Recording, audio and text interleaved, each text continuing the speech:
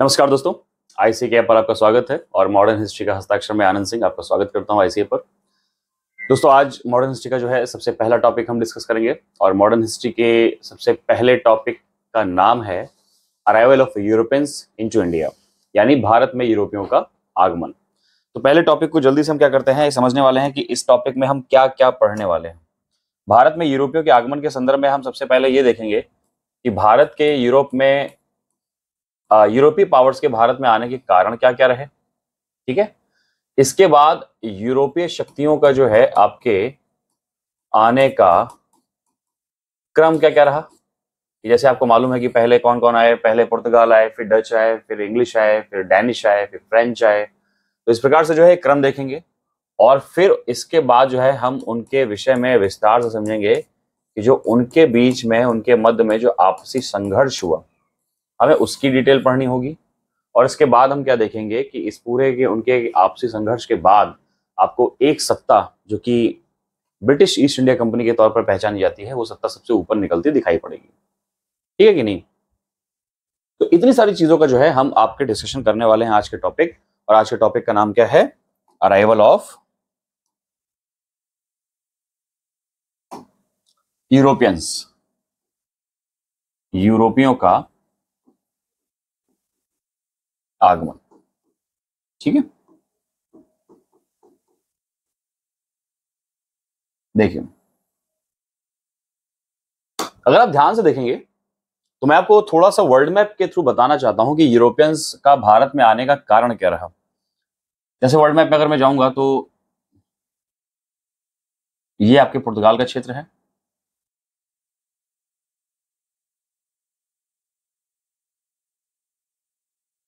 ये यूरोप का मैप मैं बनाने की कोशिश कर रहा हूं।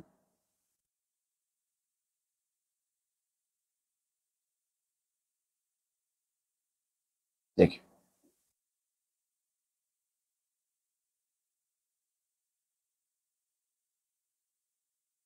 ठीक है, तो इसमें आपके यूरेशिया शामिल है इस नक्शे में। ये यूरोप का क्षेत्र है और ये एशिया का क्षेत्र है, और यहीं पर जो है आपके अफ्रीका दिखाई पड़ेगा।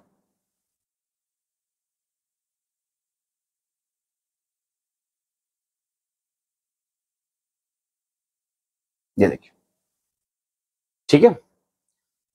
तो इस वर्ल्ड मैप पे आपको मैं पहले तो ये बताने वाला हूं कि यूरोपियों का भारत में आने का कारण क्या था और यूरोपियों का भारत में आने से पहले व्यापार किस तरह से चलता था, क्योंकि यूरोपियों का भारत में आने का कारण रहा है व्यापार। तो पहले मैं आपको बता दूं कि पूर्व की स्थिति क्या हुआ करती थी। पूर्व की स्थिति में अगर हम व्यापार मार्ग की बात करें, पूर्व की स्थिति में यदि हम बात करें व्यापार मार्ग की, तो आपके यहां पर जो है ये पूरा का पूरा इंडोनेशिया का क्षेत्र था, तो ये आपके मलक्का दिखाई पड़ रहा है। ठीक है, ये आपके अरब सागर का क्षेत्र दिखाई पड़ रहा है, अरब सागर। ठीक है, यहां पर आपके जो है बॉबल मंडेव या लाल सागर का क्षेत्र दिखाई पड़ेगा, और ये स्थान आपको हॉर्मुज जल संधि दिखाई पड़ेगी। ठीक है, तो यहां पर आप क्या देखेंगे कि आपके एशिया से यूरोप का व्यापार तीन रास्तों के थ्रू होता था। कितने रास्तों के थ्रू होता था? तीन रास्तों के थ्रू होता था, और वो तीन रास्ते देखिए मैं आपको बता देता हूं कौन कौन से थे। उन जब तीन रास्तों की हम चर्चा करेंगे तो वो तीन रास्ते जो आपको दिखाई पड़ेंगे, ध्यान से देखिए। एक रास्ता आपके मलक्का से होता हुआ आपके कोचीन जाएगा, और कोचीन से जाकर ये आपके हॉर्मुज जल संधि होते हुए आपके अरब व्यापारियों के लिए इस मार्ग का निर्माण देखेंगे आप। ठीक है, ट्रेड रूट का दूसरा रास्ता जो आपको दिखाई पड़ेगा, वो ध्यान से देखिए, इसी मलक्का से होते हुए वो पहले पूर्वी तट, फिर कोचीन तट, और फिर इसके बाद लाल सागर पार करते हुए ये आपके रास्ता खुल जाएगा भूमध्य सागर में। और भूमध्य सागर में देखिए ये रास्ता चला जाता है इटली। कहां चला जाता है? इटली। और इटली में ये ट्रेड रूट नंबर 2 है। ठीक है, ये आपके ब्लैक कलर का है, ये ट्रेड रूट नंबर 1 है। और एक तीसरा रास्ता आपको दिखाई पड़ता है जो कि आपके तिब्बत के उत्तर से चला जाता है, जो कि अरब होते हुए आपके कुस्तुनतुनिया होते हुए यूरोप की तरफ या वेनिस में जाया करता था। तो ये था आपके ट्रेड रूट नंबर 3। ये कौन सा था? ये था ट्रेड रूट नंबर 3। ठीक है, ये मैं आपको 14वीं से 15वीं शताब्दी के बीच के आपके 3 ट्रेड रूट्स बता रहा हूं। ठीक है, इन्हीं ट्रेड रूट में से एक ट्रेड रूट हुआ करता था जो कि आपके, जिसकी ब्रांच आपके कहां, तिब्बत के क्षेत्र में, हिमालय के क्षेत्र में चली आती थी, और इसी को आप वर्तमान समय में सिल्क रूट बोलते हैं। आज पाकिस्तान और आपके चाइना के बीच में जो सीपीईसी है, चीन पाकिस्तान इकोनॉमिक कॉरिडोर, वो आपके इसी सिल्क रूट वाले पैटर्न को फॉलो करता हुआ एक रास्ता है जो कि आपके कराची के ग्वादर बंदरगाह तक आपको जाता दिखाई पड़ता है। तो यहां पर आपको 3 ट्रेड रूट्स दिखाई दे रहा है। मैं आपको बताऊं कि एशिया का व्यापार यूरोप से आपके इसी तरह से चलता था। ठीक है कि नहीं? अगर आप देखोगे तो जैसे पूरे के पूरे एशिया पर, अगर आप देखोगे कि एशिया के व्यापार पर किसका नियंत्रण हुआ करता था, तो एशिया के व्यापार पर नियंत्रण स्थापित करके रखे थे अरब के लोग, और यूरोप के लोग जो है कि पूरे के पूरे यूरोपियन व्यापार पर किसका नियंत्रण हुआ करता था, तो उस पर जो है आपके नियंत्रण था इटली का। और वेनिस जो है आपके पूरे के पूरे यूरोप का सबसे बड़ा मार्केट, सबसे बड़ा बाजार हुआ करता था। ठीक है कि नहीं? बट 1453 की बात है, 1453 में एक बहुत बड़ा परिवर्तन आपके इस भौगोलिक क्षेत्र में आपको दिखाई पड़ेगा। और 1453 में जो सबसे बड़ा परिवर्तन वो ये था कि 1453 में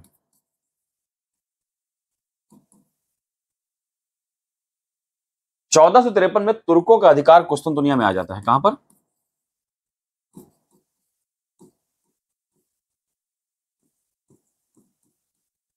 कुस्तुनतुनिया पर किसका अधिकार आ जाता है? तुर्कों का अधिकार आ जाता है। ध्यान से देखिए, और कुस्तुनतुनिया पर ये आपके कॉन्स्टेंटाइन पोल है। ध्यान से देखिए, ये आपके जो इलाका है, यहीं पर आपके कौन सा साम्राज्य आ जाता है? यहीं पर आपके बाजेंटाइन साम्राज्य को जो है आपके रिप्लेस करके ऑटोमन साम्राज्य आ जाता है। कौन साम्राज्य आ जाता है? ऑटोमन साम्राज्य आ जाता है। ध्यान से देखिए, तो यहां पर स्थापना हो जाती है आपके ऑटोमन साम्राज्य की। चलिए, तो आपके टर्की में कुस्तुनतुनिया को जो है सेंटर करके यहां पर एक साम्राज्य की स्थापना हो जाती है ऑटोमन एम्पायर की। और जब ऑटोमन एम्पायर का हम विस्तार देखेंगे तो ऑटोमन एम्पायर का विस्तार आपको धीरे धीरे कैसे दिखाई पड़ेगा कि इस पूरे के पूरे ऑटोमन एम्पायर का विस्तार आपको इस पूरे के पूरे क्षेत्र में दिखाई पड़ेगा कि भैया यहां से पूरे के पूरे भूमध्य सागर में रोदोस वगैरह को फतेह करते हुए, इजिप्ट वगैरह को जीतते हुए क्या करता है कि ये पूरे विशाल इलाके पे जो है आपके इस पूरे के पूरे विशाल इलाके पे देखिए आपके उस्मानिया सल्तनत का जो है हुकूमत आपको चलता दिखाई पड़ता है। तो जब उस्मानिया सल्तनत की हुकूमत आपको दिखाई पड़ रही चलती हुई, तो आप क्या देखेंगे कि इस तरह से आपके यूरोपियों का कनेक्शन आपके एशिया से कटता हुआ दिखाई दे रहा होगा। यूरोपियों का कनेक्शन आपको एशिया से कटते हुए ऐसे दिखाई दे रहा है कि भाई चाहे सिल्क रूट की बात कर लें, चाहे हॉर्मुज से जो अरेबियंस व्यापार कर रहे थे उसकी बात कर लें, या लाल सागर को पार करते हुए भूमध्य सागर में आने वाले जहाज हैं जिसके पर आपके इटली और बाकी यूरोपियंस का कंट्रोल था, उसकी बात कर लें, तो ये सारे के सारे क्षेत्र किसके कंट्रोल में आ गए? ऑटोमन एम्पायर के क्षेत्र में आ गए। ठीक है, और जब ऑटोमन साम्राज्य का कब्जा हो जाएगा तो ऑटोमन साम्राज्य जो है इस्लामिक एथेंटिसिटी का था, ऑटोमन साम्राज्य आपके इस्लामिक पहचान का था, और यूरोपियंस आपके क्रिश्चियनिटी पहचान के थे।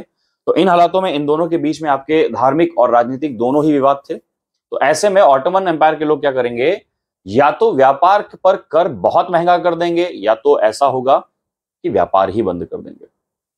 यानी यूरोप के लिए अब एक बड़ी चुनौती यह आ चुकी थी कि पूर्व से यानी एशिया से संबंध कैसे स्थापित किए जाए, क्योंकि जो पुराने मार्ग हैं उन पर आपके कुस्तुनतुनिया यानी कॉन्स्टेंटाइनपोल पर ऑटोमन एम्पायर का कब्जा आ चुका है, और अब नए मार्गों की आवश्यकता हमें पड़ने लगी। क्यों? क्योंकि पुराने मार्गों से या तो व्यापार बंद हो चुका था या बहुत महंगा हो चुका था।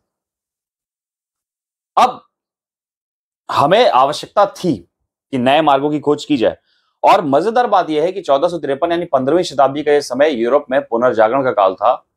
इस समय तक लगातार धर्म सुधार हो रहे थे। जब धर्म सुधार होंगे तो लोगों के विचार आचार बढ़िया होंगे, लोगों के जो आपके विचार हैं वो थोड़े से खुलेंगे।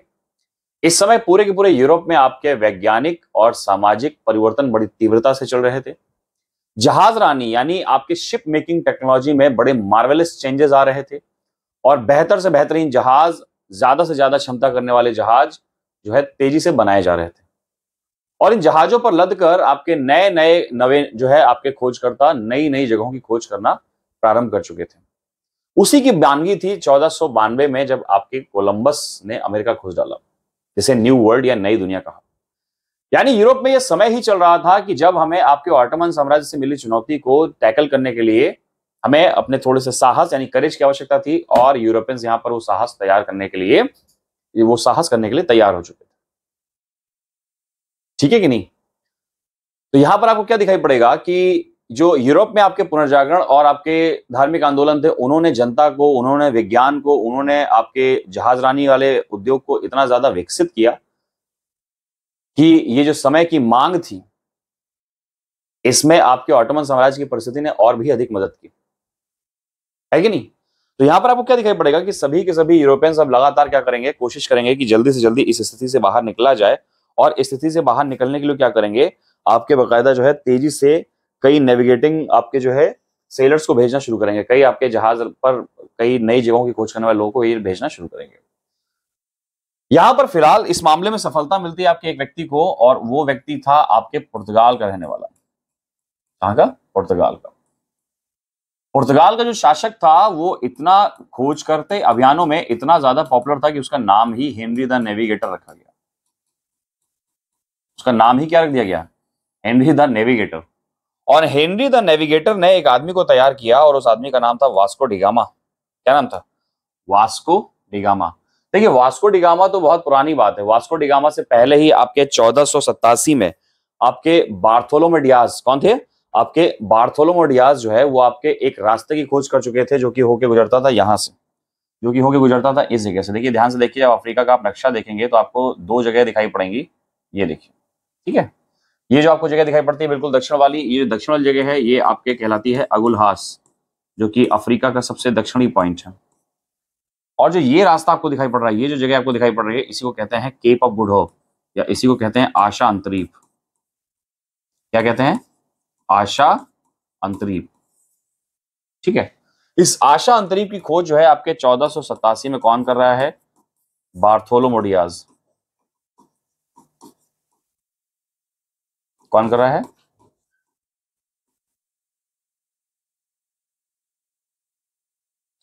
बार्थोलोमेव डियाज क्या है, आपके 1487 में आपके किसकी खोज कर रहा है? इस आशा अंतरीप रास्ते की खोज कर रहा है। और बाद में जब आपके 1498 में वास्को डिगामा चल के आते हैं, तो वास्को डिगामा इसी आपके आशा अंतरीप वाले रास्ते से चल के आते हैं। तो यहां पर एक आदमी को तैयार किया जाता है, और उस आदमी का नाम आपके क्या दिखाई पड़ रहा है? उस आदमी का नाम है आपके वास्को डी गामा। क्या नाम है? Vasco D gamma. अब वास्को डी गामा पुर्तगाल से देखिए आएगा, आपके भूमध्य सागर के करीब से, अटलांटिक के तट से होता हुआ आपके इस तरह से चलता हुआ, ये देखिए आशा अंतरीप के रास्ते पर आया। और फिर यही गुजराती व्यापारी आपको एक दिखाई पड़ेगा। उस गुजराती व्यापारी का नाम था अब्दुल मनीत। और अब्दुल मनीत के जब जहाज देखेगा वास्को डी गामा, तो उसको दिखाई पड़ेगा कि ये तो बड़े लैविश जहाज हैं, व्यापारी भी काफी लैविश लग रहा है। तो उसने पूछा कि आप किस दुनिया के हैं? तो उसने बताया कि मैं आपके हिंदुस्तान का हूं। तो फिर वास्को डी गामा ने इच्छा जताई कि चलिए भाई हिंदुस्तान देखा जाए। तो फिर ऐसे में क्या करेगा कि बाकायदा जो है, यहाँ पे आपको मेडागास्कर दिखाई पड़ेगा, तो आपके मोजाम्बिक चैनल को पार करता हुआ जो है आपके कुछ इस तरह से अरब सागर की तरफ से होता हुआ यहाँ पहुंचता है कालीकट। कहाँ पहुंचता है? कालीकट। तो यही वो रास्ता था जिसको पालन करते हुए, जिस रास्ते को आपके फॉलो करते हुए आपके वास्को डी गामा कब पहुंचता है भारत? वास्को डी गामा जो है आपके भारत पहुंचता है 17 मई 1498 को। वास्को डी गामा भारत कब पहुंचा? देखिए ध्यान से, वास्को डी गामा कहां पहुंचता है? भारत पहुंचता है। अब भारत में इसका वेलकम करने के लिए कौन कौन लोग हैं? भारत में इसका वेलकम करने के लिए बहुत सारे लोग हैं। जैसे यहां पर आपके जिस जगह पर वो पहुंचा है, ध्यान से देखिए, जिस जगह पर ये वास्को डी गामा पहुंचा है उस बंदरगाह का नाम है कप कडाबू। कौन सा बंदरगाह है ये? ये है आपके कप कडाबू बंदरगाह। ठीक है, और ये कप कडाबू बंदरगाह आपके कालीकट में था। तो वास्को डी गामा कहां पहुंचता है? कालीकट में। कौन से बंदरगाह पे पहुंचता है? कप कडाबू बंदरगाह पे। और इस कालीकट बंदरगाह का या कालीकट जगह का जो शासक था वो था जमोरिन। कौन था शासक? कौन था? जमोरिन। तो जब आपके वास्को डी गामा महोदय पहुंचते हैं आपके कहां पर? कप कडाबू बंदरगाह पर, जो कि कालीकट में स्थित था। और यहां पर जब आप क्या देखेंगे कि जमोरिन महोदय जो है आपके इस नए यूरोपीय व्यापारी का जब वेलकम करते हैं, तो ये बात आपके अरब के व्यापारियों को बहुत ज्यादा पसंद नहीं आ रही होती। बात समझ रहे हैं आप? ये चीज आपके अरब के व्यापारियों को बहुत ज्यादा पसंद नहीं आ रही होती, लेकिन स्टिल आपके जमोरिन साहब क्या करेंगे? इसका वेलकम करेंगे। वास्को डी गामा काफी हैरान था कि भाई ऐसी भी दुनिया है जहां पर लोग इतनी समृद्धशाली परिस्थिति में रह रहे हैं, ठीक है कि नहीं। 1498 का ये वो समय है जब विजयनगर का साम्राज्य अपनी प्रसिद्धि पर था, अपने चरम पर भी था।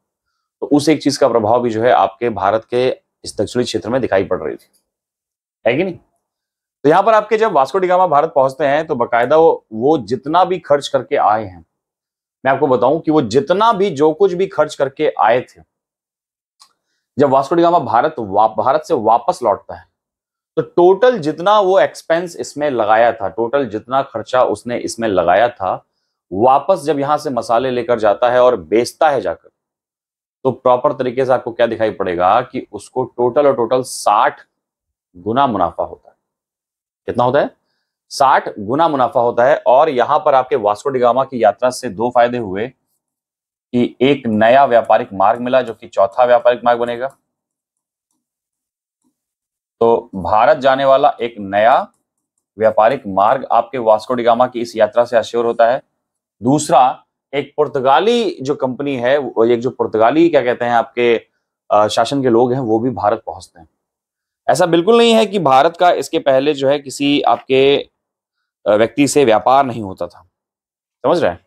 इसके पहले भी आपके बहुत सारे लोग थे जो कि भारत से व्यापार करते थे, परंतु वो अरब के रास्ते से होते हुए आपके कहाँ पे, बकायदा अफगानिस्तान पार करते हुए, इंडस नदी पार करते हुए भारत से व्यापार करते थे, ठीक है कि नहीं। लेकिन ये पहली बार था कि समंदर के रास्ते आपके अरेबियन सी की तरफ से कोई चलता हुआ आया हो और वो यूरोपियन पावर हो। तो ये बात आप समझ लीजिए।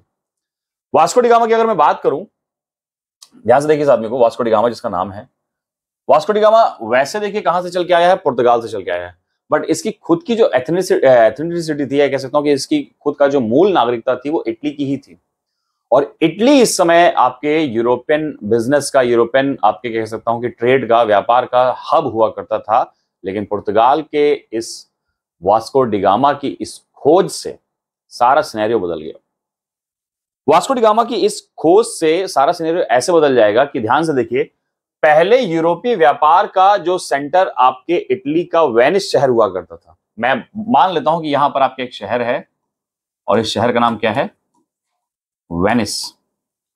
तो यूरोपीय व्यापार का जो पहले सेंटर आपको वेनिस दिखाई पड़ रहा था, अब वो बदल जाता है और यूरोपीय व्यापार का एक नया पॉइंट आ जाता है और वो बन जाता है लिस्बन। क्या बन जाता है?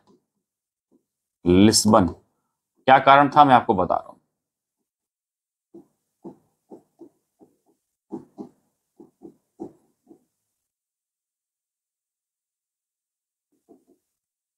लिस्बन बन जाता है आपके नया व्यापारिक केंद्र। क्यों?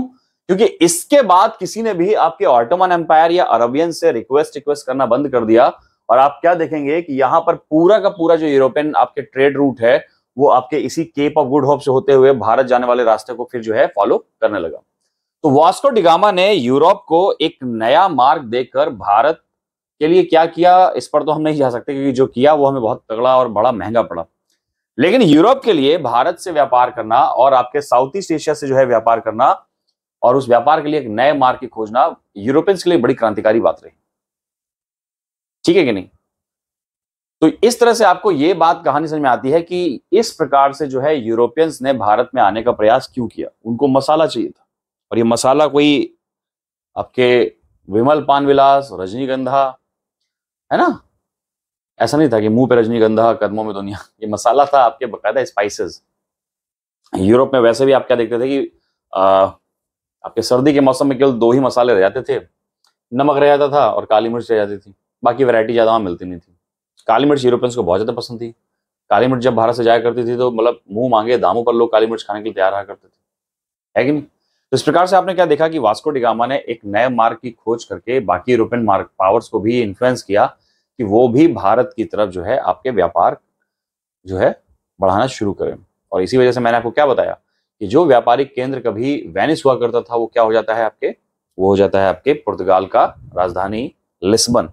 तो कुल मिला के अभी तक आपने ये समझा कि यूरोपियन पावर्स जो है वो आपको भारत आती दिखाई क्यों पड़ रही है कि नहीं, कि क्यों सारी यूरोपियन पावर्स जो है आपको भारत आती दिखाई पड़ रही। अब यहां पर यूरोपियन पावर्स के आने का अगर हम क्रम देखते हैं तो वहां पर यूरोपियन पावर्स के आने का क्रम आपको कुछ देखिए, बोर्ड में जगह तो वैसा नहीं बची है, बट यहां देख लीजिए। सबसे पहले आपको कौन सी यूरोपियन पावर आती दिखाई पड़ रही है? पुर्तगाली। फिर इसके बाद आपको हॉलैंड यानी डच के लोग दिखाई पड़ेंगे। फिर इसके बाद जो है आपको इंग्लिश लोग दिखाई पड़ेंगे।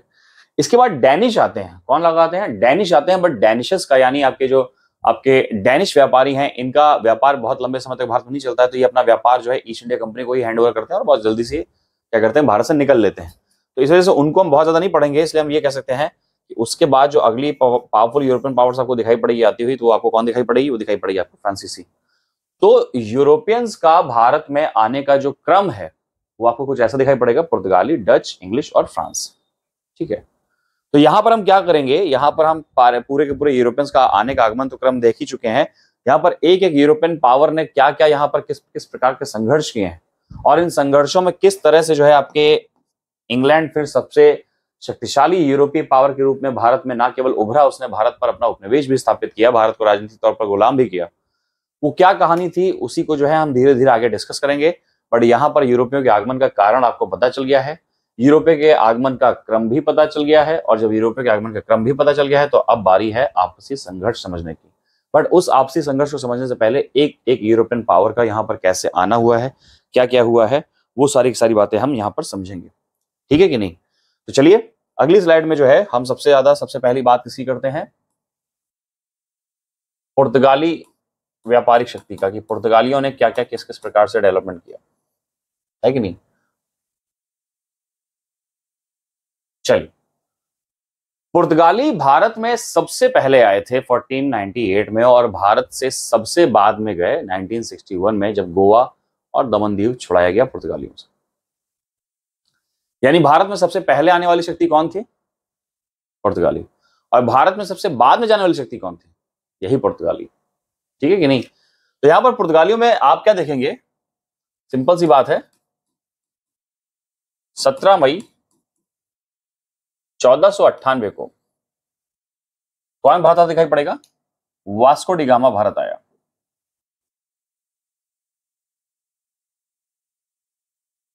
कौन आया? वास्को डी गामा आया।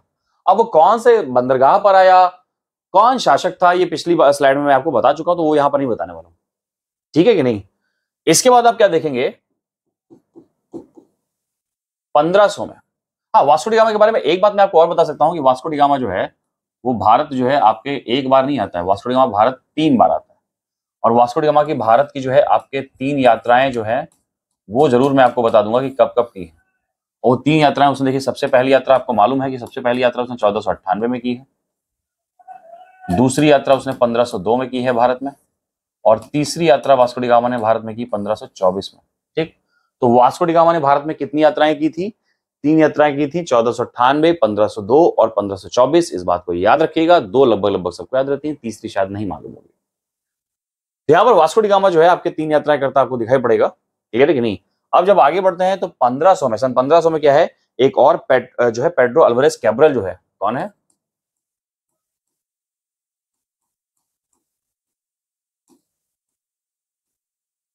पेड्रो अल्वारेज कैब्रल जो है वो आपको कालीकट जो है आता दिखाई पड़ेगा, पेड्रो अल्वारेज कैब्रल। ये एक पुर्तगाली आपके जो है क्या कहते हैं जहाजी था, ये भी आपके भारत आता दिखाई पड़ेगा। ये भी कालीकट में ही उतरेगा और कालीकट में उतरने से पहले ही इसने जो है राजा को बकायदा पटाने वटाने का प्लान कर लिया था। रास्ते में क्या किया इसने, कुछ अरबी जहाज लूटे, अरबी जहाजों को पकड़ा, और फिर जब ये कालीकट में जमोरिन महोदय के पास पहुंचेगा तो क्या करेगा, जमोरिन महोदय को अरबी जहाज गिफ्ट कर देगा। तो यहां पर आप क्या देखेंगे कि पेट्रो अल्वारेज कैब्रल आया और उसने क्या किया, अरबी जहाज तोहफे में दिए।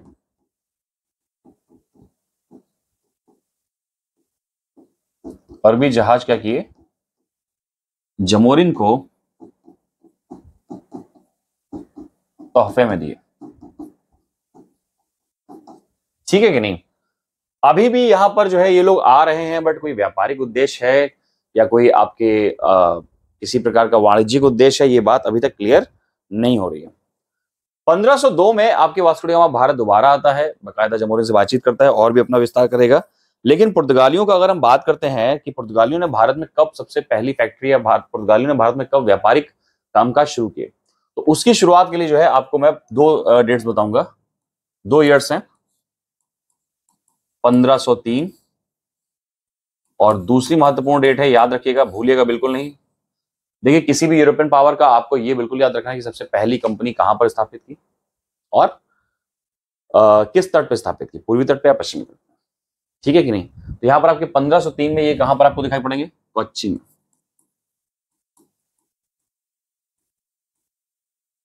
1503 में कोच्चि में इन्होंने क्या की, पहली फैक्ट्री स्थापित की। किसने, पुर्तगालियों ने। और ये फैक्ट्री ना होकर बेसिकली गोडाउन हुआ करता था। पहली फैक्ट्री स्थापित की, ये बेसिकली फैक्ट्री ना होकर क्या हुआ करता था, गोडाउन हुआ करता था। इसके बाद क्या करेंगे, 1505 में कन्नौर में, है ना, 1505 में क्या करेंगे, कन्नूर में दूसरी फैक्ट्री स्थापित की। कन्नूर में इन्होंने क्या किया, दूसरी फैक्ट्री स्थापित की, ठीक है। इसके बाद आप क्या देखेंगे कि फिर जब यूरोपियंस लगातार, आपके पुर्तगाली लगातार आना शुरू कर देते हैं, तो इसके बाद जो है आपके पहला पुर्तगाली भारत आ जाएगा। और इस प्रकार से आपको कौन आता दिखाई पड़ेगा, अल्मीड़ा आता दिखाई पड़ेगा। और अल्मीड़ा क्या था, आपका जो पहला पुर्तगाली गवर्नर था वो, उसको भी भारत आते हम देखेंगे, है ना। अल्मीड़ा जो है, फ्रांसिस्को डी अल्मीड़ा, वो आपको भारत आते दिखाई पड़ेगा। अब यहां से जो है आपके शुरुआत हो जाती है किसकी, यहां से शुरुआत हो जाती है आपके पुर्तगाली गवर्नर की। तो आपको अल्मीड़ा जो है पहला पुर्तगाली गवर्नर दिखाई पड़ रहा है। अल्मीड़ा कैसा दिखाई पड़ रहा है, पहला पुर्तगाली गवर्नर दिखाई पड़ रहा है। और यहां पर आपके पुर्तगाली गवर्नर से अगर मैं एक सीरीज बनाऊं तो देखिए, यहां पर सबसे पहला आपको दिखाई पड़ेगा, या चलिए धीरे धीरे जब मैं आपको डिस्कस करने वाला हूं तो पहले मतलब लिस्ट बना के क्या फायदा, ठीक है। तो यहां से आपको क्या दिखाई पड़ेगा कि पुर्तगालियों का आगमन का क्रम हो चुका है। और अल्मीड़ा के बारे में जब हम बात करेंगे तो अल्मीड़ा और आपके क्या कहते हैं, अल्मीड़ा के बारे में जो अगर मैं मुझे बातचीत करनी पड़ती, मैं आपको बताऊंगा कि अल्मीड़ा काफी अटैकिंग अप्रोच के साथ भारत आता है। अल्मीड़ा क्यों अटैकिंग अप्रोच के साथ भारत आ रहा है उसको बताने के लिए जो है सीधा सीधा मैं पुर्तगाली गवर्नर का नोट बनाना शुरू करेगा। तो यहां पर देखिए कौन दिखाई पड़ रहा है आपको, फ्रांसिस्को डी अल्मीड़ा। इसका कार्यकाल 1505 से 1509 रहता है। कार्यकाल से कब तक रहता है, 1505 से 1509 रहता है। और अल्मीड़ा के बारे में आप जरा शानदार बात समझिए। अल्मीड़ा बिल्कुल शुरू से क्लियर था कि उसे करना क्या। उसने व्यापार से ज्यादा व्यापारिक मार्ग पर डोमिनेंस क्रिएट करने के लिए प्रयास किए। यानी फ्रांसिस्को डी अल्मीड़ा जब आपके पुर्तगाल से चल के आ रहा है तो उसको यही लक्ष्य दिया गया था कि जो हॉर्मुज से आपके मलक्का तक का जो व्यापार होता है, या लाल सागर से आपके जो ये मलक्का तक का व्यापार होता है, इसमें जो अरब सागर का क्षेत्र है उस पर आप इतनी स्ट्रांग कमांड हासिल कीजिए कि कोई भी यूरोपियन पावर आपसे बिना परमिशन के या आपकी मर्जी के बगैर वहां पर फड़फड़ा भी ना पाए। तो एक इतना स्ट्रांग प्लान लेकर आता है आपके अल्मीड़ा। और इसके लिए वो क्या क्या करता है ये आप देखिए, ठीक है। पहली बात तो आपके बारे में, इसके बारे में जो बातें हैं वो जल्दी से डिस्कस कर लेते हैं। सबसे पहले आप इसके बारे में क्या लिखेंगे, ये पहला पुर्तगाली गवर्नर था, क्या लिखेंगे, ये आपके पहला पुर्तगाली गवर्नर था।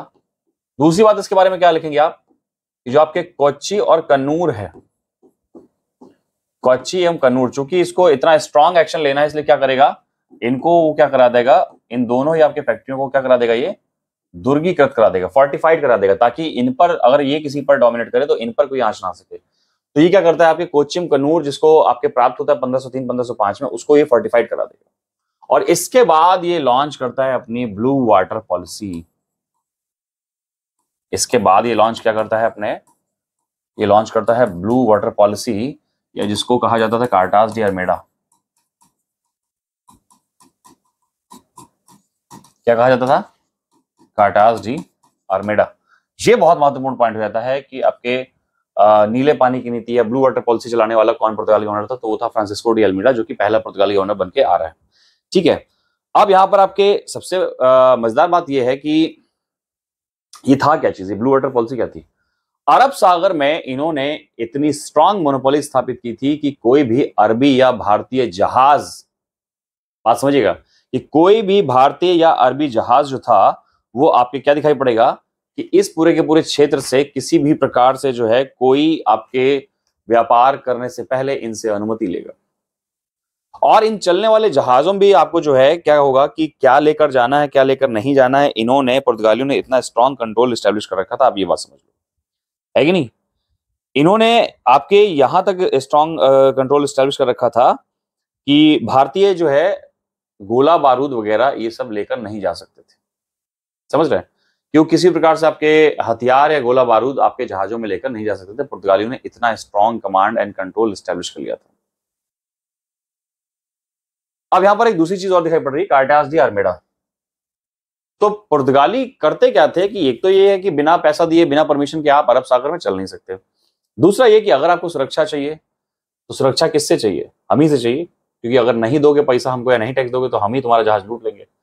तो यहाँ पर सुरक्षा के नाम पर जो है पुर्तगाली मोटा माल कमा रहे थे। इसके अलावा करते क्या थे, जिस व्यापारी जहाज को सुरक्षा चाहिए तो वो पूरे के पूरे व्यापारी जहाज मिलकर करते क्या थे, कारवां तय करते थे। भाई सिंपल सी बात है, कारवां करेंगे तो सबको परिच थोड़ा सस्ता पड़ेगा और इधर पुर्तगालियों को भी पैसा बल्क मिल जाएगा कई जहाज होने की वजह से। तो यहाँ पर करते क्या थे, व्यापारी लोग कई जहाज एक साथ मिलकर कारवां तैयार करते थे और पुर्तगालियों को जब ये टैक्स पे किया करते थे तो फ्रांसिस्को डी अल्मेडा करता क्या था, अपने 2-3 जहाज लेकर जो है अपने सिपाहियों को, कमांडर्स को भेजा करता था। तो 1-2 जहाज काफिले के आगे चलते थे, 1-2 जहाज काफिले के पीछे चलते थे। इसके भी 2 पर्सपेक्टिव थे। एक तो ये कि जो पुर्तगालियों को पैसा मिल रहा है आपके सुरक्षा करने का, तो वो सुरक्षा आपके जो है ये लोग कर सकें, पैसा बना सकें।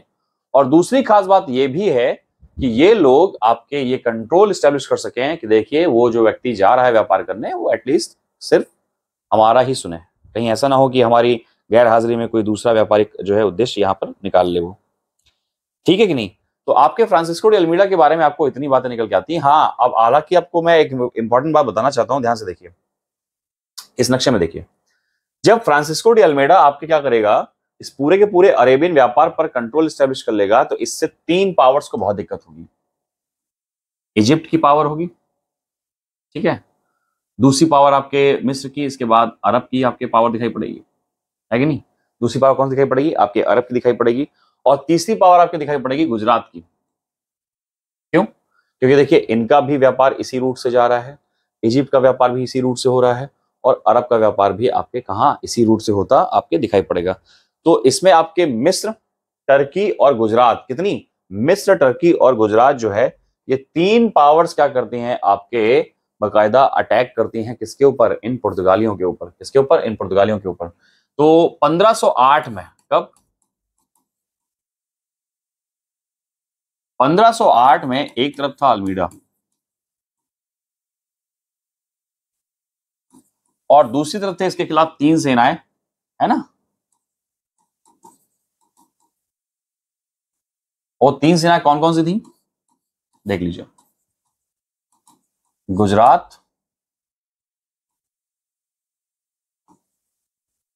मिस्र और टर्की। ये 3 सेनाओं ने क्या किया, अपना ज्वाइंट वेंचर किया किसके खिलाफ, आपके फ्रांसिस्को डी अल्मीडा के खिलाफ। और यहां पर 1508 में क्या हो जाएगा, अल्मीडा हार जाएगा। अल्मीडा क्या करेगा, हार जाएगा एवं इसका एक पुत्र भी मारा जाता है। फ्रांसिस्को डी अल्मीडा का क्या होगा, आपके पुत्र भी मारा जाएगा,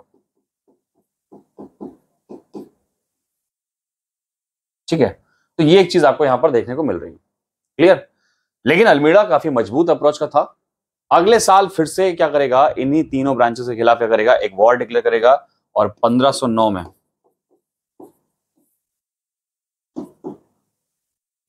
इसने क्या किया, कौन सी 3 सेनाएं, गुजरात, मिस्र एवं तुर्की, इन तीनों की जो आपके संयुक्त सेना है, इन तीनों की जो है आपको क्या दिखाई पड़ रही है, जो संयुक्त सेना है, ठीक है, इसको ये फाइनली क्या करता है, पराजित कर देता है। इसको क्या कर देता है, पराजित कर देता है। तो बहुत सारे चैलेंजेस आपके फ्रांसिस्को डी अल्मीडा को आपके पहले गवर्नर के रूप में देखने को मिलते हैं, ठीक है कि नहीं। अब यहां पर जो है आपके हम अगला गवर्नर देखते हैं, अल्फांसो डी अल्बुकर्क। कौन देखते हैं, अल्फांसो डी अल्बुकर्क, जिसका शासनकाल आपके 1509 से 1515 रहता है, यानी ठीक आपके किसके, अल्मीडा के बाद का कार्यकाल है।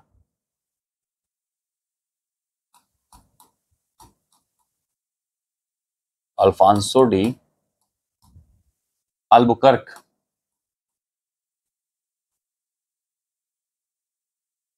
और इसका कार्यकाल कब से कब तक रहता है? 1509 से 1515 तक। देखिए, भारत में पुर्तगाली अभी जो शासन कर रहे हैं वो कोच्चि को सेंटर बना कर रहे हैं, ठीक है। ये बात आप याद रखिएगा, अगर नहीं याद आ रही है तो ये समझ लीजिए कि पुर्तगाली अभी भारत में अपना सारा व्यापार किसको सेंटर बना के कर रहे हैं? कोच्चि को। बाद में अपना सेंटर चेंज करते हैं, बाद में अपना जो है सेंटर पुर्तगाली जो है वो गोवा कर लेंगे। कब कर लेंगे? गोवा कर लेंगे। बट आपको ये समझिए कि अल्बुकर्क के जो एक्शंस हैं, जल्दी से ये सुन लेते हैं कि अल्बुकर्क के एक्शंस क्या कहते हैं। अल्बुकर्क ने पुर्तगालियों को भारत में वास्तविक रूप से संस्थापित किया, मजबूती से जो है आपके वहां पर स्टैब्लिश किया। अगर कभी सवाल आ जाए कि who was the real founder of Portuguese power in India, तो आप जो है अल्मीडा का नाम ना लेकर किसका नाम लेंगे? अल्बुकर्क का नाम लेंगे। किसका नाम लेंगे? अल्बुकर्क का नाम लेंगे। यानी भारत में पुर्तगाली शक्ति का वास्तविक संस्थापक किसको माना जाता है? आपके अल्बुकर्क को कहा जाता है, ठीक है। अब अल्बुकर्क ने ऐसा क्या क्या किया कि भाई इसको ये बोला जाता है कि नहीं, रियल फाउंडर तो यही है। दरअसल इसने नेचुरलाइजेशन किया, देशीकरण किया पुर्तगाली लोगों का। बहुत सारे इसके एक्शंस ऐसे थे जो कि आपको दिखाई पड़ेंगे कि ये जो है सीधा सीधा पॉलिटिकल माइंडसेट लेकर आया है। जैसे आपके यहाँ पर क्या दिखाई पड़ेगा आपको कि इसने आपके पुर्तगालियों के जो केंद्र थे, पुर्तगालियों के जो व्यापारिक केंद्र थे, उनमें से कोचीन को जो है उठा के इसने क्या बनाया? सबसे पहले अपना मुख्यालय बना लिया। कोचीन को मुख्यालय बनाने के बाद ये क्या करता है? आपके पुर्तगाली सेना में भारतीयों की क्या करता है? ये भर्ती करना शुरू करता है। पुर्तगाली सेना में क्या करता है? ये भारतीय सैनिकों की भर्ती करना शुरू करता है, ठीक है कि नहीं। दूसरा, भारत में अपनी जड़ें मजबूत करने के लिए क्या करेगा? ये भारतीय स्त्रियों से विवाह की बात भी कहेगा। ये काम करो, जितना पॉसिबल हो सके आप जो है हिंदुस्तानी लड़कियों से विवाह कीजिए और उनसे संतानें बनाइए और यहीं पर स्थापित हो जाइए, ताकि यहाँ के लोकल लोगों का भी सपोर्ट आपको प्राप्त हो सके। तो ये चीज कभी कभी तो है जबरन भी किया करता था आपके फ्रांसिस्को डी अल्बुकर्क। कई मायनों में ये देखा गया कि कई लड़कियों को जबरदस्ती जो है आपके ईसाइयत में कन्वर्ट करा के बाकायदा उनका विवाह जो है किसी पुर्तगाली व्यक्ति से करा दिया गया, ठीक है कि नहीं। कई और भी कारण हो सकते हैं, बहुत सारी बातें तो कही भी नहीं जा सकती हैं सामाजिक तौर पर। तो इस तरह से आप क्या देखेंगे कि पुर्तगाली अपना जो है जनाधार मजबूत करना चाहते हैं, भारत में वो स्थापित होना चाहते हैं, इसीलिए वो भारतीय सिपाहियों को अपनी सेना में शामिल करना शुरू कर चुके हैं, इसीलिए भारतीय स्त्रियों से विवाह करना शुरू कर देते हैं। अल्बुकर्क की जो 3 जीतें हैं वो सबसे महत्वपूर्ण जीतें क्या हैं कि आपके 1510 में इसने जो आपके गोवा छीना, वो इसकी सबसे महत्वपूर्ण जीत थी। 1511 में इसने जो है आपके मलक्का जलडमरू मध्य पे अधिकार कर लिया, वो इसकी सबसे बड़ी जीत थी। और 1515 में इसने जो फारस की खाड़ी में आपके जीता क्षेत्र, वो इसकी सबसे बड़ी जीत थी। तो चलो इस बात को हम समझा देते हैं मैप के थ्रू, ठीक है। ध्यान से देखो, मैं बताया था ये आपको मान लेते हैं अफ्रीका, ठीक है। तो ये आपके लाल सागर का क्षेत्र है, तुरंत ये आपके फारस की खाड़ी आ जाती है, ठीक है। यहां आपको भारत दिखाई पड़ेगा और आगे जाते हुए जो है यहाँ पे आपको जो है मलक्का जलडमरू मध्य दिखाई पड़ेगा। कौन सा? मलक्का जलडमरू मध्य। तो देखिए आपके यहाँ पर 3 क्षेत्र इसने क्या किए, बहुत जो है बड़ी अचीवमेंट के तौर पे मैं मान सकता हूँ जीते हैं। 1510 में इसने आदिल शाह से क्या किया? गोवा छीन लिया। क्या छीन लिया? गोवा, ठीक। 1511 में आपके क्या दिखाई पड़ता है? 1511 में जो है आपके महोदय, मैं बार फैक्ट जो है थोड़ा सा रिकॉल कर लेता हूँ। 1511 में जो है आपके मलक्का जीत लेते हैं। 1511 में वो इस रास्ते पर जो है आपके जीत हासिल कर लेते हैं।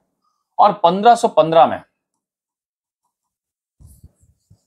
तब 1515 में इनकी सबसे बड़ी अचीवमेंट ये थी कि ये जो हॉर्मुज की जल संधि थी, यानी ये जो फारस की खाड़ी थी, इस क्या कहते हैं पूरे के पूरे क्षेत्र पे अधिकार कर लेते हैं। और मैंने आपको पिछली स्लाइड में बहुत पहले से बता रखा है कि देखिए भाई साहब, यही तो ट्रेड रूट हुआ करता था, है कि नहीं। तो इसने क्या किया कि बाकायदा वो जो व्यापारिक मार्ग था उस पर ही कब्जा स्थापित कर लिया।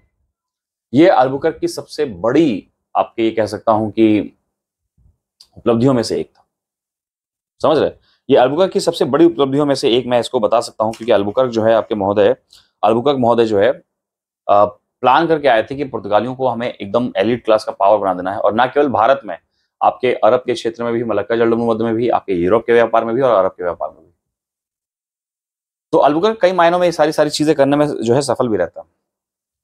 उसने विजयनगर के शासक से संबंध स्थापित किया, और विजयनगर के शासक इस समय थे कृष्णदेव राय। कौन थे? कृष्णदेव राय। तो बाकायदा क्या करेगा, कृष्णदेव राय से संबंध स्थापित करेगा और उनको अरबी घोड़े वगैरह बेचेगा, और वो कृष्णदेव राय को अरबी घोड़े बेचकर भी कई जो है गुना मुनाफा जो है कमाना शुरू कर चुका था। गोवा जब इसने जीता तो गोवा में क्या किया, एक टकसाल की स्थापना भी कर देता है, और सबसे बड़ी बात, खास बात ये थी कि इसने भारत में जितना क्षेत्र इसके अधिकार में था वहां पर सती प्रथा का अंत किया। किसका? सती प्रथा का अंत किया। यानी भारत में सती प्रथा का अंत, या ये कह सकता हूं कि भारत में सती प्रथा का विरोध करने वाली सबसे पहली यूरोपीय शक्ति कौन थी? तो पुर्तगाल था। फ्रांसिस्को डी अल्बुकर्क ने, या अल्फांसो डी अल्बुकर्क ने क्या किया कि अपने जितने भी कंट्रोल क्षेत्र था उसमें सती प्रथा पर रोक लगा दी थी। इस बात को लेकर भारतीय काफी नाराज भी थे। अब एक काम इसने ऐसा किया जो कि भारतीयों को पसंद बिल्कुल नहीं आ रहा था, वो ये था कि तेजी से हिंदू मंदिरों और मस्जिदों को इसने तोड़वाना शुरू किया और वहां पर जो है बाकायदा चर्च बनवाने शुरू किए। बात समझ आ रही कि नहीं? तो ये क्या करेगा कि बाकायदा जो है आपके चर्च वर्च बचाना जो है बनवाना शुरू कर देगा। और इसने क्या किया कि बाकायदा फादर लुई नाम के एक आपके पादरी को भी कृष्णदेव राय के दरबार में भेजा था। समझ रहे? एक आपके कौन थे? पादरी लुई, पोप लुई जो है वो आपके कहां पर दिखाई पड़ते हैं? वो आपके दिखाई पड़ते हैं किसके दरबार में? फ्रांसिस्को डी अल्बुकर्क के दरबार में। तो यहां पर तेजी से जो है अल्बुकर्क को लिखना शुरू कर देते हैं। खास बात क्या है? क्या बोला जाता है इसे? पुर्तगाली शक्ति का, किसका? इसे पुर्तगाली शक्ति का वास्तविक संस्थापक कहते हैं। इसे पुर्तगाली शक्ति का क्या बोला जाता है? वास्तविक संस्थापक। 3 बड़ी महत्वपूर्ण विजय इसको मिली हैं। 1510 में इसने गोवा छीन लिया। किससे? आदिल शाह से।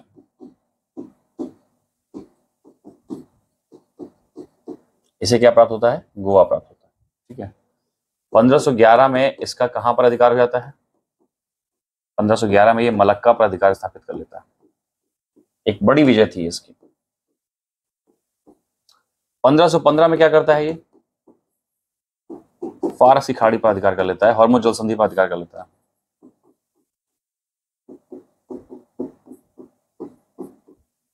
तो ये इसकी महान उपलब्धियों में से एक बड़ी खास बात है। दूसरी चीज क्या देखेंगे आप?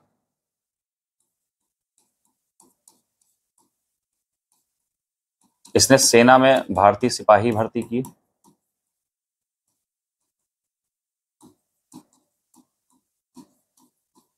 दूसरा, भारतीय स्त्रियों से विवाह प्रेरित किया।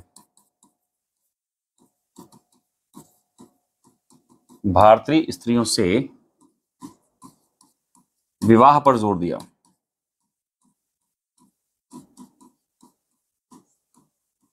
ठीक है। और क्या देखेंगे? इसने अपने क्षेत्र में, तो क्या दिखाई पड़ेगा? गोवा में इसने एक टकसाल स्थापित की। ठीक है। विजयनगर, बात विजयनगर में करूंगा, तो इसने क्या किया?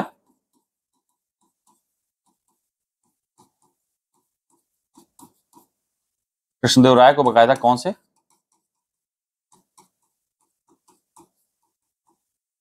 अरबी घोड़े भेजे। और एक महान बात और भी है जो पूछी जा सकती है कि एक पादरी फ्रांस लुई को भेजा।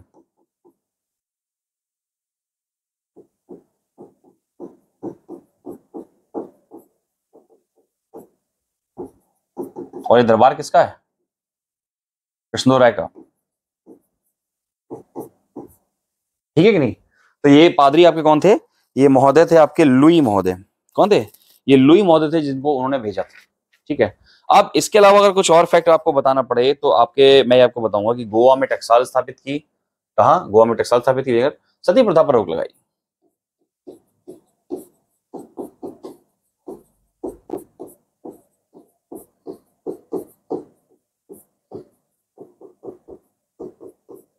क्या दिखाई पड़ेगा?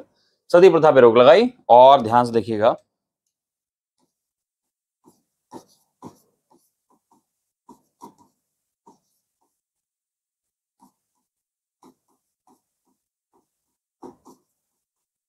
मंदिरों मस्जिदों को इसने काफी ज्यादा इंटेंस मात्रा में तोड़ना शुरू किया था। तो इस वजह से अल्फांसो अल्बुकर्क जो है काफी पॉपुलर आपके दिखाई पड़ता है। अच्छा, अल्बुकर्क के बाद जो है आपके पुर्तगाली गवर्नरों में हम सीधा फिर अगला नाम जो है आपके नीनो डी कुन्हा का देखेंगे। किसका देखेंगे? नीनो डी कुन्हा को। क्योंकि इसके बाद पुर्तगाली लगातार अपना व्यापार वगैरह बढ़ाते रहे धीरे धीरे। इसके बाद जो है ज्यादा कुछ खास हमें एक्शन देखने को मिलता नहीं है। तो नीनो डी कुन्हा को अगले पुर्तगाली व्यापारी के तौर पर देख लेंगे, क्योंकि इनके समय भी थोड़े बहुत काम हुए हैं। जैसे गोवा को इन्होंने क्या हुई है, पुर्तगाली की राजधानी बना ली। ध्यान से देखिए, यहाँ पर आपको दिखाई पड़ेंगे Nuno da Cunha, Nuno da Cunha, ये अगले पुर्तगाली व्यापारी थे, पुर्तगाली गवर्नर थे। ठीक है, नीनो डी कुन्हा। कार्यकाल कब से कब तक है? इनका कार्यकाल 1529 से शुरू होता है और कार्यकाल इनका 1538 तक रहता है, यानी 9 साल तक ये आपके पुर्तगाल के गवर्नर के तौर पर दिखाई पड़ेंगे। नीनो डी कुन्हा के समय में कोई बहुत ज्यादा खास बात आप नहीं देखेंगे। नीनो डी कुन्हा के समय में जो खास बात आपकी हुई वो ये कि इन्होंने गोवा को राजधानी बना दिया। पहली बात क्या है कि गोवा को राजधानी बना दिया। दूसरा ये है कि 1534 में इन्होंने बसीन और हुगली में फैक्ट्री स्थापित कर ली। ये दो खास बातें थी। हुगली आपके पूर्वी तट में बंगाल की खाड़ी में स्थित है, जबकि बसीन आपके मुंबई के पास, ये आपके जो है अरब सागर में स्थित है। ठीक है, तो पुर्तगाली क्या करेंगे, अपना बकायदा हुगली तक विस्तार करेंगे। ठीक है कि नहीं? अकबर भी इनसे बहुत ज्यादा इन्फ्लुएंस था इनकी। आपके समझिए कि अकबर जब इनको देखेगा, हालांकि अभी तो समय अकबर का आया नहीं है 1538 में, लेकिन जब बाद के समय में आप देखेंगे तो आप क्या देखेंगे कि अकबर ने इनकी जो नेवल पावर है उसको बहुत ज्यादा स्ट्रांग माना है। ये चीज वो अकबर भी मान रहा है। ठीक है कि नहीं? तो यहां पर आप क्या देखेंगे कि बकायदा सबसे पहले आप क्या देखिए, इन्होंने क्या किया, गोवा को क्या बना दिया, राजधानी बना दिया। गोवा क्या किया, राजधानी बना दिया। 1534 में इनको एक बड़ी उपलब्धि क्या लगती है, आपके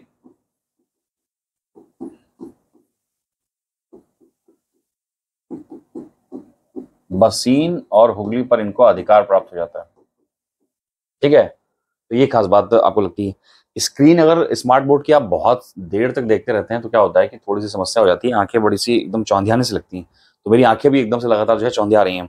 अब इसके बाद 1535 में इनके हाथ में एक बड़ा अचीवमेंट आता है, जब ये दीव पर अधिकार कर लेते हैं। कहां पर? दीव पर।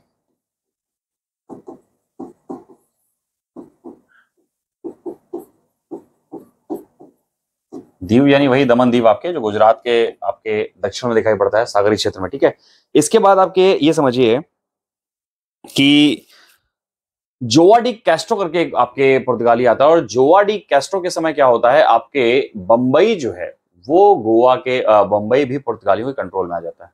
तो सवाल बन सकता है कि किस पुर्तगाली गवर्नर के समय बंबई भी पुर्तगालियों के कंट्रोल में आ जाता है? तो वो आपके कौन थे? वो आपके थे जोआ डी कैस्ट्रो, 1539 से 1542 के बीच में, यानी एग्जैक्टली आपके नीनो डी कुन्हा के बाद वाले।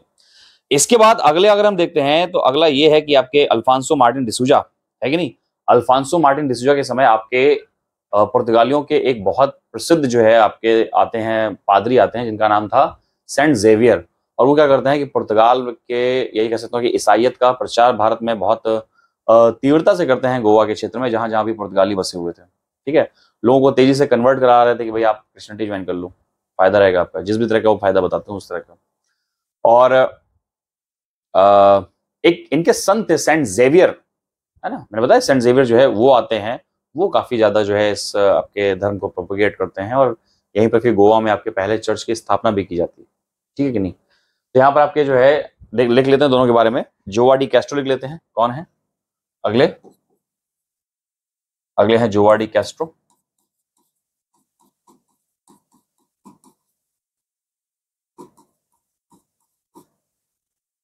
पंद्रह सौ उनतालीस से 42 के बीच इनका कार्यकाल रहा है। 1539 से 42 के बीच कार्यकाल रहा है। और उसमें खास बात क्या रही है? खास बात रही है कि आपके बंबई ये पुर्तगालियों के नियंत्रण में आ जाती है।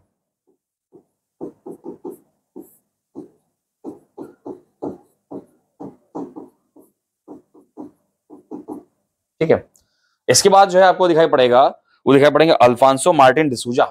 कौन दिखाई पड़ेंगे? अल्फांसो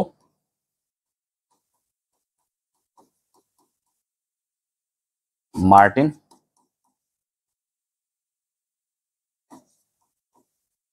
डिसूजा। जैसे एक अभिनेत्री है ना, एलियाना डिसूजा। शायद इलियाना डिसूजा ही हैं। तो इलियाना डिसूजा या इस प्रकार के आपके जो कैरेक्टर्स आपको गोवा के क्षेत्र में क्रिश्चियंस दिखाई पड़ते हैं, आप ये मान लीजिए कि उस सब के सब अल्बुकर्क के टाइप के क्रिश्चियंस हैं, उस समय के क्रिश्चियंस हैं जब भारतीयों को लगातार तेजी से धर्मांतरण करा के क्रिश्चियनिटी एथेनिसिटी में लाया जा रहा था, ठीक है नहीं। तो डिसूजा से मुझे ये बात याद आ गई। अब डिसूजा साहब के समय क्या बात खास बात कोई थी, डिसूजा जी का जो कार्यकाल आपके 1542 से 45 दिखाई पड़ेगा, ठीक है। और 1542 से 45 के बीच में जो इनके कार्यकाल में खास बात हुई है वो दो बातें हैं, ठीक है। पादरी सेंट जेवियर भारत आया,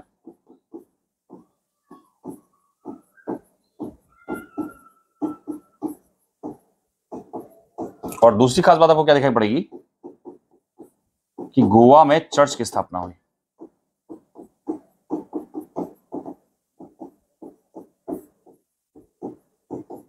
गोवा में क्या हुआ, एक चर्च की स्थापना आपको दिखाई पड़ती, ठीक है कि नहीं। तो ये आपके पुर्तगाली सारे सारे गवर्नर आपको दिखाई पड़ रहे हैं, ठीक है।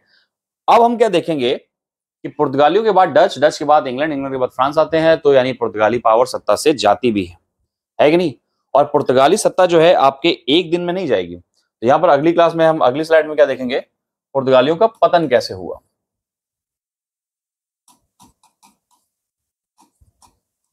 तो आप देखेंगे कि धीरे धीरे क्या करेंगे, अपनी सारी की सारी जो है आपके लड़ाइयां जो हैं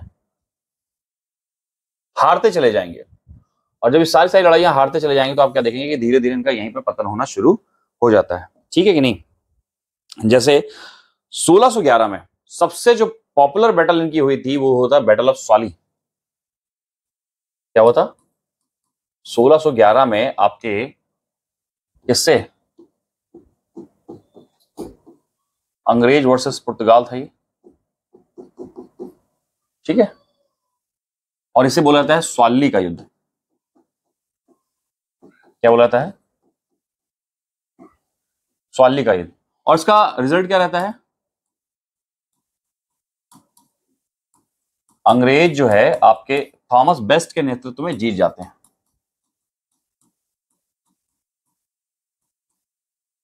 नेतृत्व में जीते। ये बहुत डिसाइसिव बैटल थी जहां पर पहली बार अंग्रेज और पुर्तगाल एक दूसरे से व्यापारिक कंट्रोल के लिए दोनों सेनाएं, दोनों की व्यापारिक सेनाएं एक दूसरे के आमने सामने आपको दिखाई पड़ रही हैं। 1628 में 1628 में अंग्रेज क्या करते हैं, हारमुज पे कब्जा प्राप्त कर लेते हैं, ठीक है। क्या देखेंगे, अंग्रेजों का हारमुज पर अधिकार हो जाता है। तो हारमुज इनके हाथ से निकल जाता है। ये वही हारमुज है जिसको 1515 में अल्बुकर्क जीत रहा है, ठीक है। अंग्रेजों का हारमुज पर कब्जा, इसमें बकायदा अंग्रेजों की मदद करते हैं अरब, ठीक है। 1632 में हुगली से इन्हें क्या करता है, शाहजहां भगा देता है, ठीक है। शाहजहां ने हुगली से भगा दिया।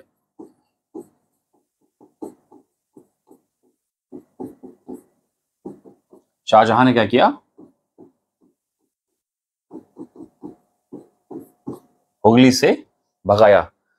इसके बाद बड़ा महत्वपूर्ण युद्ध होता है इनके और मराठों के बीच में, यानी बाजीराव और आपके पुर्तगालियों के बीच में, जिसमें सालसेट और बसीन चला जाता है। तो 1638 पेशवा बाजीराव फर्स्ट ने, एक सेकंड माफ करिए, उस समय बाजीराव थे भी नहीं, रुकिए। इस समय आपके शिवाजी के समय का था 1638। तो इस समय को क्या दिखाई पड़ेगा कि मराठों ने क्या किया, इनसे सालसेट और बसीन छीन लिया, ठीक।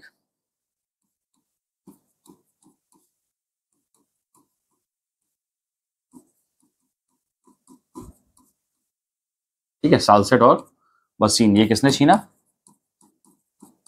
मराठों ने छीना, ठीक है नहीं। तो ये काफी डिसाइसिव बात हो जाती है कि अरब सागर पे इनका कंट्रोल जो है आप धीरे धीरे देख रहे हो कि हॉर्मुज इनके हाथ से चला जा रहा है, ठीक है। पूर्वी तट पे जो आपके हुगली थी वहां पर भी जो है इनका कंट्रोल कमजोर दिखाई दे रहा है। इसके बाद आप क्या देखोगे कि बकायदा 1661 में जो है डचों ने पांडिचेरी वाले क्षेत्र पे कब्जा कर लिया, है कि नहीं। डचों ने क्या किया, 1661 में पांडिचेरी वाले क्षेत्र में काम कर लिया।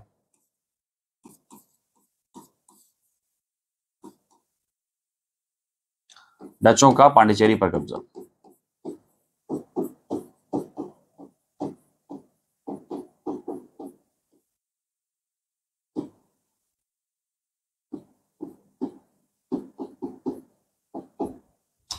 1668 में इन्होंने क्या किया, अंग्रेजों से थोड़ा सा समझौता करने का प्रयास किया, और 1668 में आपके क्या दिखाई पड़ेगा कि जो बंबई है वो पुर्तगाली अंग्रेजों को दे देते हैं। ये एक विवाह संबंध के तौर पे हो रहा है। ये विवाह संबंध किसके किसके बीच में हो रहा है? बड़ी मजेदार कहानी थी कि 1668 में आपके अंग्रेज जो आपके किंग हैं, और अंग्रेज किंग कौन है? अंग्रेज किंग है आपके चार्ल्स सेकंड। कौन है? Charles second. इनका पुर्तगाल की राजकुमारी कैथरीन ब्रेगेंजा से शादी होती है, और जब इंग्लैंड की राजकुमारी कैथरीन इंग्लैंड के चार्ल्स सेकंड की शादी आपके यूरोप के पुर्तगाल के कैथरीन ब्रेगेंजा से होता है, तो फिर दहेज में दिया जाता है बंबई किसको? अंग्रेजों को। ठीक है, तो यहां पर आप क्या देखेंगे, ध्यान से देखिए, 1668 में चार्ल्स सेकंड जो कि जो कि कहां के? इंग्लैंड के हैं, उनकी शादी किससे होती है? उनकी शादी होती है आपके कैथरीन ब्रेगेंजा से।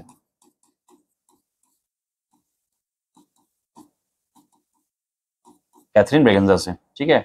और ये कहां की हैं आपके? ये आपके उसी पुर्तगाल की राजकुमारी है। तो फिर दहेज स्वरूप में क्या दिया जाता है? बंबई जो है अंग्रेजों को सौंपा गया।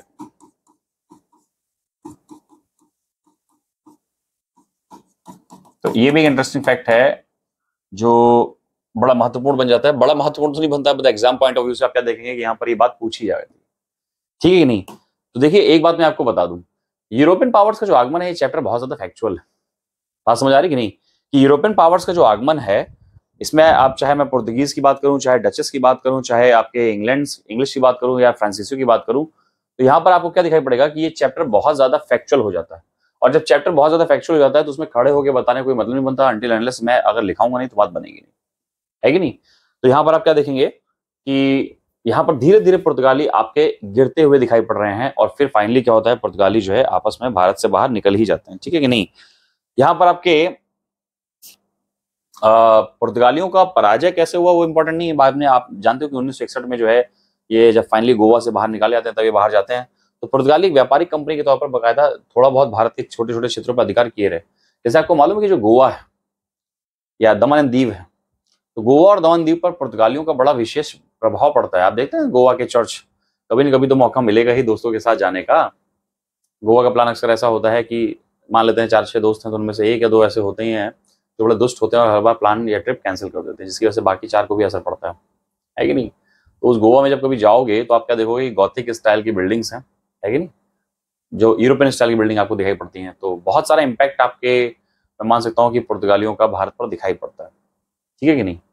पुर्तगालियों का भारत पे क्या क्या प्रभाव था, क्या क्या महत्व था, अगर हम उसकी बात करते हैं तो बहुत सारी चीजें जो है हमें पुर्तगाली ताकतों से या पुर्तगालियों से भारत में आती दिखाई पड़ती हैं। जैसे सिंपल सी बात है कि महत्व में कई बातें महत्वपूर्ण भी हैं, तो उसको लिखना भी पड़ेगा कि भारत पर पुर्तगाली प्रभाव क्या था। भारत पर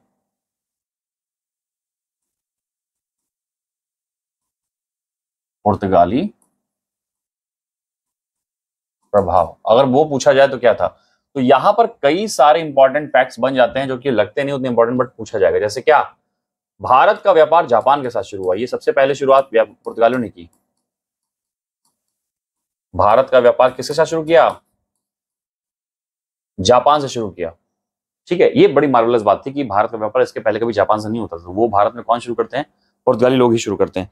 इसके अलावा आप क्या देखेंगे कि प्रिंटिंग प्रेस की स्थापना होती है। किसकी?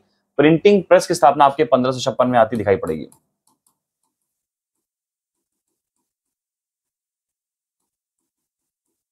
प्रिंटिंग प्रेस की स्थापना, तो ये बड़ी मार्वलस बात है जो पुर्तगाली लेकर आए थे। इसके अलावा जब आप देखेंगे तो बहुत सारी फसलें आपको यहां पर जो है पुर्तगाली लाते दिखाई पड़ेंगे। जैसे आज आपके खाने में, सब्जियों में जो सबसे बेसिक चीज है वो क्या है? आलू। ये पुर्तगाली भारत लेकर आए। और सिर्फ आलू नहीं, पपीता हो गया, संतरा हो गया, क्योंकि आपके ये भूमध्य सागर और अटलांटिक दोनों ही तटों पर स्थित, पुर्तगाल जो था आपके अटलांटिक के तट पर था, बट एथेनिसिटी और व्यापार में क्या होता है कि आपके भूमध्य सागर के फल और खाने पीने की चीजें भी जो है आपके क्या दिखाई पड़ेंगी? भारत तेजी से दिखाई पड़ेंगे। और आप ये समझिए कि भारत में अगर मैं जितनी चीजें आपको बताऊंगा, अगर ये पुर्तगाली लेकर आए हैं तो मैं सोचकर हैरान होता हूँ कि हम खाते क्या थे। जैसे पुर्तगाली भारत क्या क्या लेकर आए? पुर्तगाली भारत लेकर आएंगे पपीता, पुर्तगाली भारत लेकर आ रहे हैं आलू, पुर्तगाली भारत में लेकर आ रहे हैं शकरकंद, पुर्तगाली भारत में लेके आ रहे हैं संतरा, पुर्तगाली भारत में लेके आ रहे हैं तंबाकू, पुर्तगाली भारत में लेके आ रहे हैं लीची, पुर्तगाली भारत में लेके आ रहे हैं बादाम, काजू, अनानास, अमरूद और लाल मिर्च। ये सारी की सारी चीजें जो है आपके क्या पढ़ेंगे, ये सारी सारी चीजें जो है पुर्तगाली ही भारत में लेकर आ रहे हैं।